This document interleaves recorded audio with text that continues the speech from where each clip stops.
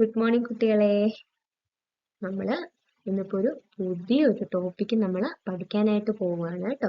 അപ്പം നമുക്ക് നമ്മുടെ നിത്യജീവിതത്തിൽ കാണുന്ന നമ്മൾ ഒരുപാട് പരിചയപ്പെട്ടിട്ടുള്ള ഒരുപാട് വസ്തുക്കളെ പറ്റിയും അവയുടെ ചില പ്രത്യേകതകളെ പറ്റിയൊക്കെയാണ് നമ്മൾ ഇന്ന് പഠിക്കാനായിട്ട് പോകുന്നത്. അപ്പം നമ്മൾ പഠിക്കാനായിട്ടൊക്കെ എന്താണ് ഇവിടെ റെഡി ആയിട്ട് ഇരിക്കുക അല്ലേ? അപ്പം നമ്മൾ റെഡി ആയിട്ട് ഇരിക്കുമ്പോഴത്തേക്ക് നമ്മൾ ചുറ്റുപാടും നമ്മൾ നിരീക്ഷിക്കുകയാണെങ്കിൽ നമുക്ക് ഒരുപാട് വിവിധ തരത്തിലുള്ള വസ്തുക്കൾ നമുക്ക് കാണാനായിട്ട് സാധിക്കും അല്ലേ? അപ്പൊ നിങ്ങൾക്ക് ഇപ്പൊ എന്തൊക്കെ വസ്തുക്കൾ നിങ്ങളുടെ മുന്നിൽ ഇരിക്കുന്നുണ്ട്? ബുക്കുണ്ട്, അതുപോലെ തന്നെ പേനയുണ്ട്, അതുപോലെ തന്നെ മൊബൈൽ ഫോണുണ്ട്. ഇനി നമ്മൾ കണ്ണാടിയിലേക്ക് നോക്കുകയാണെങ്കിൽ നമ്മുടെ ശരീരത്തിൽ നോക്കുകയാണെങ്കിൽ ഒരുപാട് തരത്തിലുള്ള ആഭരണങ്ങൾ നമ്മൾ ഇട്ടിരിപ്പുണ്ട് അല്ലേ? അതുപോലെ തന്നെ ചുറ്റിന് നമ്മുടെ തൊട്ടരികിൽ എന്താണ് ജനൽ കമ്പികളുണ്ട്. അതിലേക്ക് പുറത്തോട്ട് നോക്കിക്കഴിഞ്ഞു കഴിഞ്ഞാൽ പല പല വ്യത്യസ്തമായ കാഴ്ചകൾ നമുക്ക് കാണാൻ പറ്റും. അതുപോലെ തന്നെ ഇനി അടുക്കളകളിലോട്ട് പോയി കഴിഞ്ഞാൽ എന്താണ് വിവിധ തരത്തിലുള്ള പാത്രങ്ങൾ, സ്പൂണുകൾ, അങ്ങനെ ഒത്തിരി വസ്തുക്കൾ നമുക്ക് എന്താണ് ചുറ്റുപാടും നമുക്ക് കാണാനായിട്ട് സാധിക്കുന്നുണ്ട്. നമുക്ക് എല്ലാവർക്കും നമുക്ക് അറിയാവുന്ന ഒരു കാര്യമുണ്ട്, നമ്മുടെ ചുറ്റുപാടുമുള്ള വസ്തുക്കളെല്ലാം എന്തുകൊണ്ട് നിർമ്മിതമാണെന്ന്? മൂലകങ്ങൾ കൊണ്ട് നിർമ്മിതമാണല്ലേ?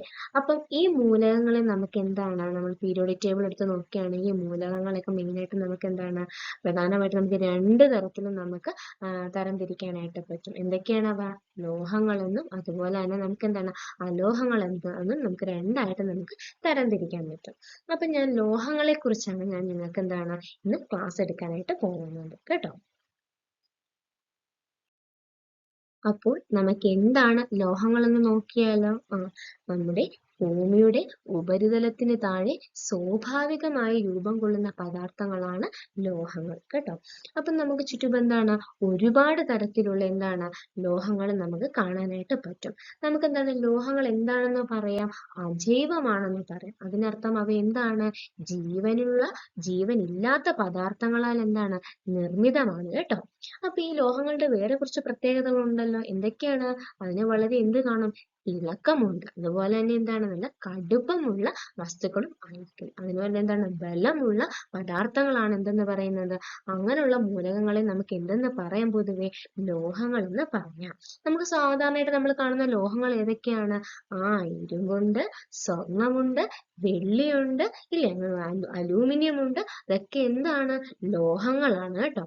അതുപോലെ തന്നെ ഈ ഭയങ്കരമായിട്ട് അതിനെന്താണ് ബലമുള്ളത് കൊണ്ടും അതുപോലെ തന്നെ വിവിധ ആകൃതികളിൽ എന്താണ് അതിനെ രൂപപ്പെടുത്തി എടുക്കുന്നതിനാലും എന്താണ് ഇത് ഈ ലോഹങ്ങളെ നമുക്ക് എന്താണ് മനുഷ്യന് ഉപകാരപ്രദമായ ഒരുപാട് വസ്തുക്കൾ എന്താണ് നിർമ്മിക്കാനായിട്ട് നമുക്ക് ഉപയോഗിക്കാൻ പറ്റും കേട്ടോ.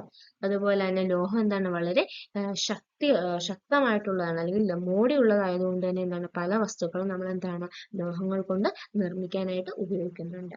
അതുപോലെ തന്നെ അതെന്താണ് നമ്മൾ ഓട്ടോമൊബൈൽ ആയിക്കോട്ടെ, ഉപഗ്രഹങ്ങളായിക്കോട്ടെ, പാചക പാത്രങ്ങളായിക്കൊള്ളട്ടെ, ഇതെല്ലാം നമ്മൾ എന്താണ് ലോഹങ്ങൾ കൊണ്ടാണ് നിർമ്മിച്ചിരിക്കുന്നത്.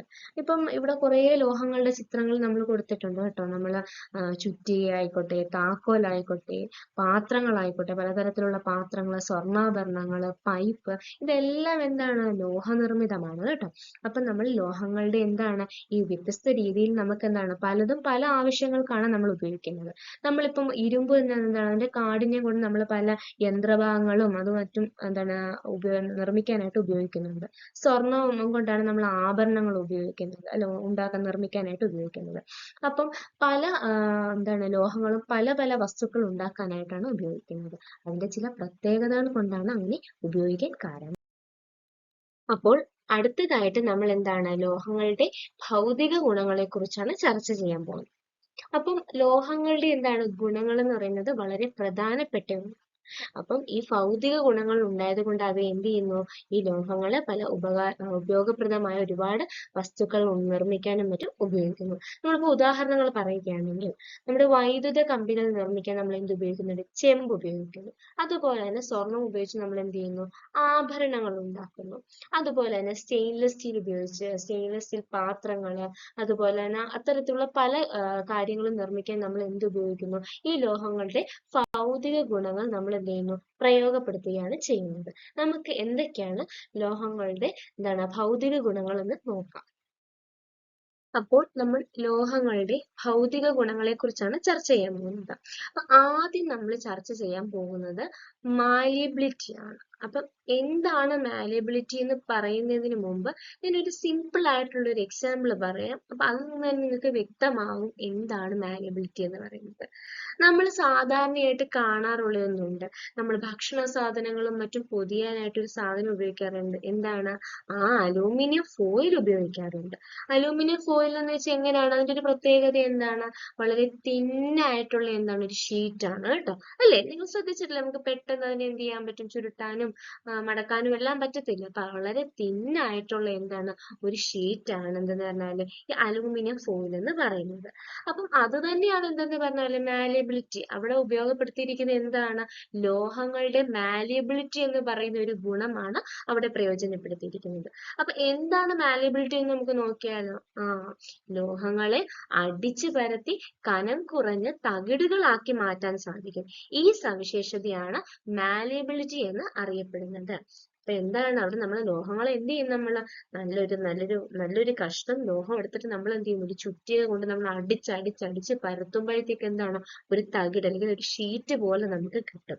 അപ്പം ഈ ഒരു എന്താണ് ലോഹത്തിന്റെ എന്താണ് ആ ഒരു ഭൗതിക ഗുണത്തെയാണ് നമ്മൾ മാലിയബിലിറ്റി എന്ന് പറയുന്നത്. കണ്ടോ? ഇവിടെ ഒരു നല്ലൊരു ചിത്രം കൊടുത്തിരിക്കുന്നില്ലേ? ഒരു ലോഹത്തിന് നമ്മൾ എന്ത് ചെയ്യണം? ഒരു ചുറ്റിക കൊണ്ട് അടിച്ച് പരത്തുകയാണ്. അങ്ങനെ പരത്തി എന്ത് ചെയ്യുന്നു? ഒരു ചെറിയൊരു തകിടാക്കി മാറ്റുന്നു, അല്ലെങ്കിൽ എന്താണ്? ഒരു ഷീറ്റ് ആക്കി മാറ്റിയാണ് ചെയ്തിരിക്കുന്നത്.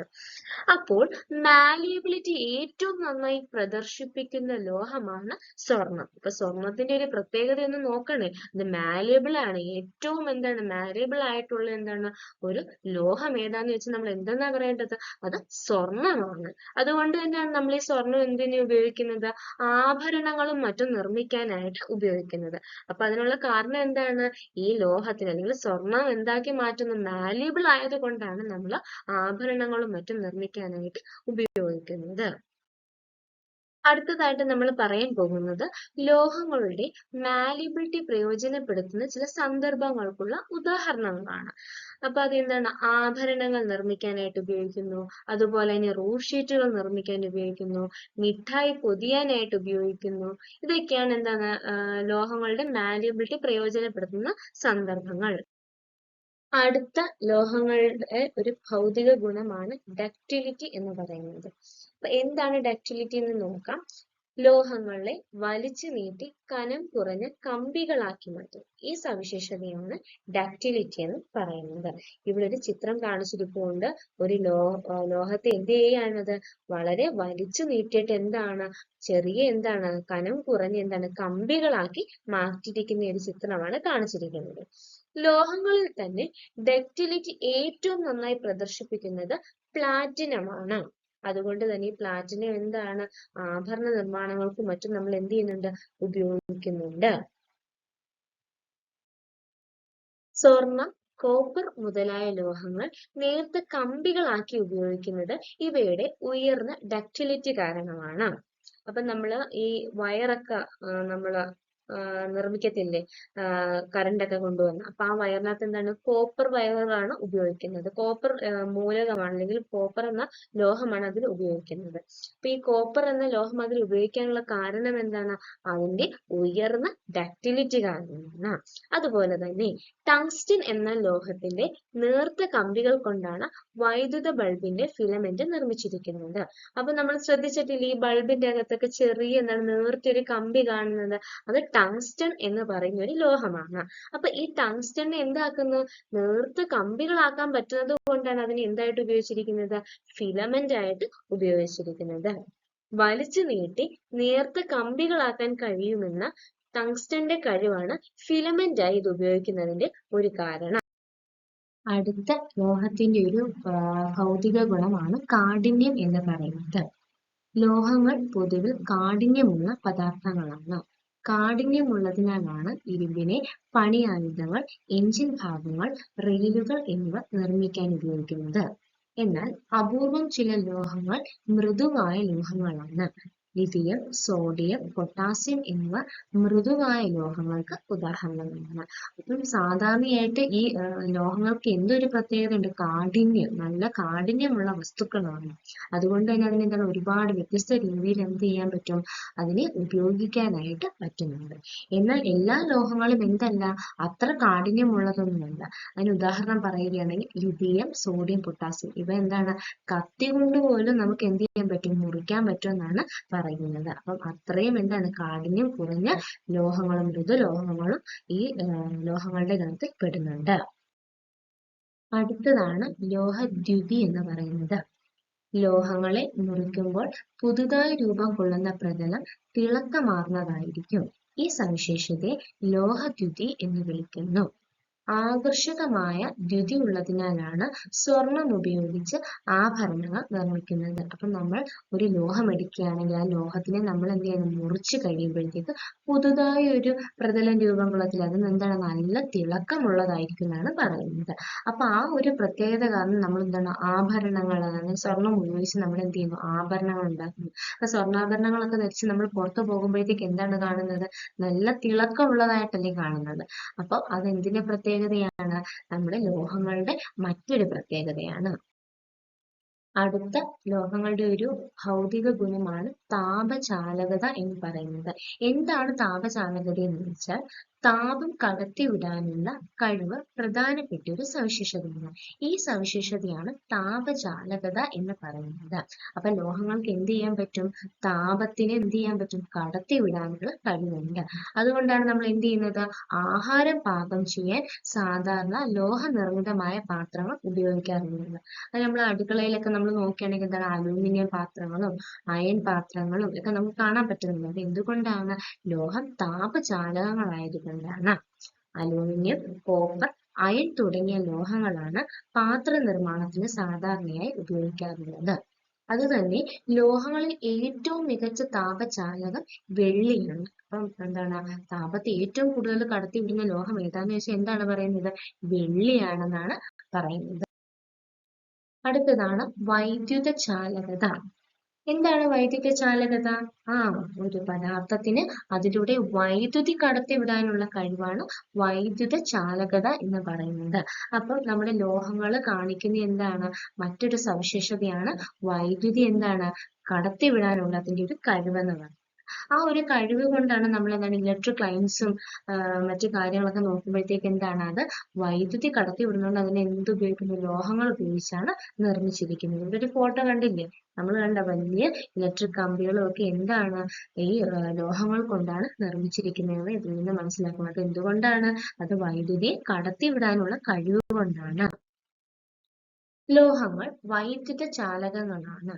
ലോഹങ്ങളുടെ കൂട്ടത്തിൽ ഏറ്റവും മികച്ച വൈദ്യുത ചാലകം വെള്ളിയാണ്. അപ്പം ലോഹങ്ങളിൽ ഏറ്റവും കൂടുതൽ വൈദ്യുതി എന്താണ് കടത്തിവിടുന്ന ലോഹം ഏതാന്ന് ചോദിച്ചാൽ എന്താണ് പറയേണ്ടത്? വെള്ളിയാണ്. വൈദ്യുത ചാലകതയുടെ കാര്യത്തിൽ അതിന് തൊട്ടു പുറകിൽ നിൽക്കുന്നവയാണ് കോപ്പറും അലൂമിനിയവും. ഏറ്റവും കൂടുതലുള്ളത് വെള്ളിയാണ്. അതിന് തൊട്ടു പുറകിൽ എന്തുണ്ട്? കോപ്പറുണ്ട്. അതിനും തൊട്ടു പുറകിൽ എന്താണ്? അലൂമിനിയം എന്ത് ചെയ്യുന്നു? ആ ഒരു പ്രത്യേകത അല്ലെങ്കിൽ ആ ഒരു സവിശേഷത ലോഹങ്ങൾ കാണിക്കുന്നുണ്ട്. വീടിന് പുറത്ത് വൈദ്യുത തൂണുകളിൽ കാണുന്ന വൈദ്യുത കമ്പികൾ നിർമ്മിച്ചിരിക്കുന്നത് അലൂമിനിയം കൊണ്ടാണ്. ഇതിന് കാരണം അപ്പൊ നമുക്കറിയാം ഏറ്റവും കൂടുതൽ വൈദ്യുതി കടത്തിവിടുന്നത് എന്തിനകത്തൂടെയാണ്? വെള്ളിയിലൂടെയാണ്. അപ്പൊ എന്തുകൊണ്ട് നമ്മൾ വൈദ്യുതി തൂണുകളിൽ വെള്ളി കൊണ്ടുള്ള വൈദ്യുത കമ്പികൾ നമ്മൾ ഉപയോഗിക്കുന്നില്ല? അതിന് പകരം എന്തുകൊണ്ടാണ് അലൂമിനിയം നമ്മൾ ഉപയോഗിക്കാനുള്ള കാരണം? അത് എന്തെങ്കിലും കുറച്ച് കാരണങ്ങൾ ഉണ്ടായത് കൊണ്ടായിരിക്കുമല്ലോ നമ്മൾ വെള്ളിക്ക് പകരം അലൂമിനിയം ഉപയോഗിക്കുന്നത്. അപ്പൊ അതിനുള്ള കാരണങ്ങൾ എന്താണെന്ന് നോക്കാം. ഉയർന്ന വൈദ്യുത ചാലകത. അപ്പൊ എന്താണ്? അലൂമിനിയത്തിന് എന്തുകൊണ്ട്? ഞാൻ പറഞ്ഞു അത് 3ാം സ്ഥാനമുണ്ട് വൈദ്യുത ചാലകതയുടെ കാര്യത്തിൽ. അതുപോലെ തന്നെ ചിലവ് കുറവാണ്. വെള്ളി ഉപയോഗിച്ച് നമുക്ക് എന്ത് ചെയ്യാം? വൈദ്യുത തൂണുകൾ നിർമ്മിക്കുന്നത് എന്താണ് ചിലവ് കാര്യത്തിൽ എന്താണ് ലാഭകരമാണോ? അല്ല. എന്താണ് വളരെ ചിലവേറിയ ഒന്നാണ്. അപ്പൊ ചിലവ് കുറയ്ക്കണമെങ്കിൽ എന്ത് ചെയ്യണം? അലൂമിനിയം കൊണ്ട് നമ്മൾ നിർമ്മിച്ചാലേ കഴിയുള്ളൂ. അതുപോലെ തന്നെ നേർത്ത കമ്പികളാക്കി മാറ്റാൻ എന്തിന് കഴിയും? അലൂമിനിയത്തിന് കഴിയും. അപ്പൊ ഈ ഒരു സവിശേഷതകളൊക്കെ കൊണ്ട് തന്നെയാണ് അലൂമിനിയത്തെ നമ്മൾ എന്ത് ഉപയോഗിക്കുന്നത്? വൈദ്യുത തൂണുകൾ നിർമ്മിക്കാനായിട്ട് ഉപയോഗിക്കുന്നത്. അടുത്ത ഒരെണ്ണമാണ് സൊണോറിറ്റി എന്ന് പറയുന്നത്. സൊണോറിറ്റി എന്ന് പറഞ്ഞാൽ കട്ടിയുള്ള വസ്തുക്കൾ കൊണ്ട് ലോഹങ്ങളുടെ പ്രതലത്തിൽ തട്ടുമ്പോൾ ശബ്ദം പുറപ്പെടുവിക്കുന്നുണ്ട്. ഈ ഒരു കഴിവിനെയാണ് നമ്മൾ സൊണോറിറ്റി എന്ന് പറയുന്നത്. അപ്പൊ നമ്മൾ ലോഹങ്ങളിലൊക്കെ എന്താണ് ഒന്ന് തട്ടി നോക്കണം. തട്ടി നോക്കുമ്പോൾ എന്താണ് അതിൽ നിന്നൊരു സൗണ്ട് ഉണ്ടാകുന്നില്ല, ഒരു ശബ്ദം പുറപ്പെടുവിക്കുന്നില്ല. ഈ ശബ്ദം പുറപ്പെടുവിക്കാനുള്ള കാരണം ലോഹങ്ങൾക്ക് എന്ത് പ്രത്യേകത ഉള്ളത് കൊണ്ടാണ്? സൊണോറിറ്റി എന്ന് പറയുന്ന ഒരു ഭൗതിക ഗുണം അതിലുള്ളത് കൊണ്ടാണ് ലോഹങ്ങളിൽ നിന്നും അത്തരത്തിലുള്ള ശബ്ദങ്ങൾ പുറപ്പെടുവിക്കുന്നത്. അതിന് ഉദാഹരണമായി പറയുന്നത് ഇലത്താളം, മണി എന്നിവ ലോഹങ്ങൾ കൊണ്ട് നിർമ്മിക്കുന്നത് ലോഹങ്ങൾക്ക് സൊണോറിറ്റി ഉള്ളതിനാലാണ്. അപ്പൊ നമ്മൾ മണിയൊക്കെ അടിക്കുന്ന അല്ലെങ്കിൽ ഇലത്താളം അതൊക്കെ എന്താണ് നിർമ്മിച്ചിരിക്കുന്നത് എന്തുകൊണ്ടാണ്? ഈ ലോഹങ്ങൾക്ക് സൊണോറിറ്റി എന്ന് പറയുന്ന ആ ഒരു ഭൗതിക ഗുണം കാണിക്കാനുള്ള ശേഷി ഉള്ളത് കൊണ്ടാണ്. അടുത്ത ഒന്നാണ് ഉയർന്ന സാന്ദ്രത എന്ന് പറയുന്നത്. മിക്ക ലോഹങ്ങളും ഉയർന്ന സാന്ദ്രതയുള്ളവയാണ്. എന്നാൽ ലിഥിയം, സോഡിയം, പൊട്ടാസ്യം തുടങ്ങിയ ലോഹങ്ങൾക്ക് സാന്ദ്രത കുറവാണ്. നമ്മൾ നേരത്തെ പറഞ്ഞതുകൂട്ട് തന്നെ മൃദുലോഹങ്ങളിൽപ്പെട്ട ലിഥിയത്തിനും സോഡിയത്തിനും പൊട്ടാസ്യത്തിനും ഒക്കെ എന്താണ് സാന്ദ്രത മറ്റ് ലോഹങ്ങളെ അപേക്ഷിച്ച് കുറവാണ്. അടുത്തയാണ് ഉയർന്ന ദ്രവണാങ്കം. ഒരു വസ്തു ഉരുക്കി ദ്രാവകമാകുന്ന താപനിലയാണ് ദ്രവണാങ്കം എന്ന് പറയുന്നത്. ഓക്കെ, ഇരുമ്പിന്റെ ദ്രവണാങ്കം 15380 ആണ്. മിക്കവാറും ലോഹങ്ങൾ ഉയർന്ന ദ്രവണാങ്കമുള്ളവയാണ്. എന്നാൽ ഗാലിയം, സീസിയം എന്നിവ താഴെ ദ്രവണാങ്കമുള്ള ലോഹങ്ങളാണ്. അപ്പം എല്ലാ ലോഹങ്ങളും എന്താണ് അത്യാവശ്യം നല്ല രീതിയിൽ എന്താണ് ദ്രവണാങ്കം കാണിക്കുന്ന ലോഹങ്ങളാണ്. അതാണ് അല്ലെങ്കിൽ പെട്ടെന്ന് എന്ത് ചെയ്യാൻ പറ്റും? ഉരുകി നമുക്ക് എന്താക്കാൻ പറ്റും? ദ്രാവകമാക്കി മാറ്റാൻ പറ്റും. എന്നാൽ എന്താണ് ചില ലോഹങ്ങൾക്ക് എന്താണ് ഗാലിയം, സീസിയം പോലുള്ളവയ്ക്ക് എന്താണ് ദ്രവണാങ്കം മറ്റു ലോഹങ്ങളെ അപേക്ഷിച്ച് കുറവാണ്. സാധാരണ താപനിലയിൽ ദ്രാവക അവസ്ഥയിൽ കാണപ്പെടുന്ന ലോഹമാണ് മെർക്കുറി. അപ്പം സാധാരണ നമ്മൾ അന്തരീക്ഷ താപനിലയിലേക്ക് എന്താണ് ബാക്കിയുള്ള ലോഹങ്ങൾ, മെർക്കുറി ഒഴികെയുള്ള ലോഹങ്ങളെല്ലാം എന്താണ് ഖരരൂപത്തിൽ കാണുമ്പോൾ മെർക്കുറി ഏതവസ്ഥയിലാണ് കാണപ്പെടുന്നത്? ദ്രാവകാവസ്ഥയിലാണ് കാണപ്പെടുന്നത്. ഒരു ദ്രാവകം തിളച്ച് വാതകാവസ്ഥയിലേക്ക് മാറുന്ന താപനിലയാണ് തിളനില എന്ന് പറയുന്നത്, ബോയിലിംഗ് പോയിന്റ് എന്ന് പറയുന്നത് കേട്ടോ.